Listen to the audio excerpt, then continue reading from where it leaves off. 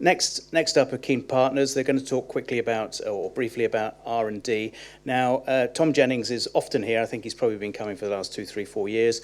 But his colleague, Sofia, did such a good job last time. She's been asked to present again. So, Tom, you better up your game. Sofia, thank you very much. Kene Partners.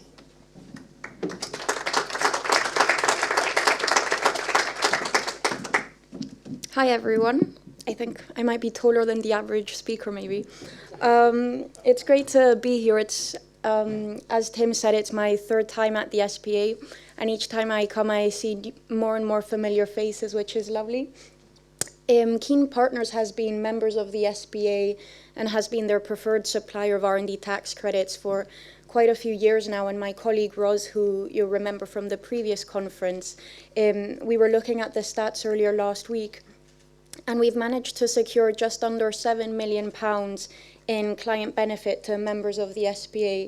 So we hope that trajectory will continue and that we'll be able to carry on being of assistance to existing members and to new members of the SPA as it continues to grow and I continue to see more and more familiar faces.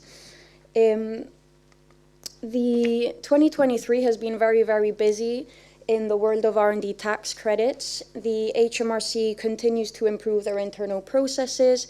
They continue to clamp down on fraudulent claims, and they've been looking at ways to have better oversight of the scheme. And to that end, they've introduced 2 new measures, the additional information form and the advance notification. So the additional information form, this might come as a surprise, but it was never actually a legal requirement to submit supporting information on your R&D projects when submitting R&D claims. This obviously made it much harder for the HMRC to validate the legitimacy of the claims they were receiving. And so moving forward, from the 8th of August this year, it is now a legal requirement to provide supporting information, and that comes in the shape of the additional information form. The additional information form will cover much of the same information as your technical report, but just as at a much higher level. It is essentially a way for the HMRC to standardize the way in which they receive information relating to R&D claims. It's to be submitted through your or your accountant's online portal. At Kene Partners, we've adopted this as part of our processes, and we'll submit the additional information form on behalf of our clients. But for those of you who are submitting in-house or perhaps through your accountant, we do recommend you become familiar with the form and who exactly will be submitting it, just because if you do submit an R&D claim without submitting the form beforehand, the claim will be rejected. Next is the advance notification. So that's a new procedure that requires claimants to notify the HMRC of their intention to make an R&D claim within 6 months after the end of their accounting period. There is a caveat, so it only applies to companies who've never claimed R&D tax credits before or who haven't claimed in the last 3 years. So for those of you who are regular claimants, this won't be a requirement for you. It has come into effect on accounting periods that fall on the 1st of April 2023 and after. And similar to the additional information form, if you're required to submit it and you don't, you won't be eligible to claim R&D tax credits for that accounting period. Aside from these 2 new measures, the HMRC has also made changes as to how they apportion R&D expenditure.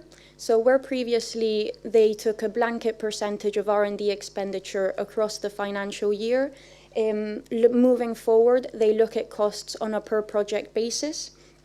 So with the new measures, with the changes to how the HMRC look at costs and the continued increased scrutiny of the scheme, we recommend companies document their R&D throughout the year. This isn't intended to be an administrative or a time burden, but more so a tool for you to keep track of the main areas and the cost details of your key projects. At Kene Partners, we have this template which we share with some of our clients, so some of you will be familiar with it in the audience. But if there's anyone out there who's currently claiming with another advisor or through your accountants and you think this might be of use, do reach out to myself or to Ros, and we'll be happy to forward this along to you. These changes do represent a few extra administrative steps in order to claim R&D tax credits, but in most cases it will be your advisor taking responsibility for these changes and making sure you remain compliant. But as always, as I said, Ros is here today as well. If you've got any questions or any concerns about the changes or how they impact you, do let us know and we'll be very happy to help. Thank you very much.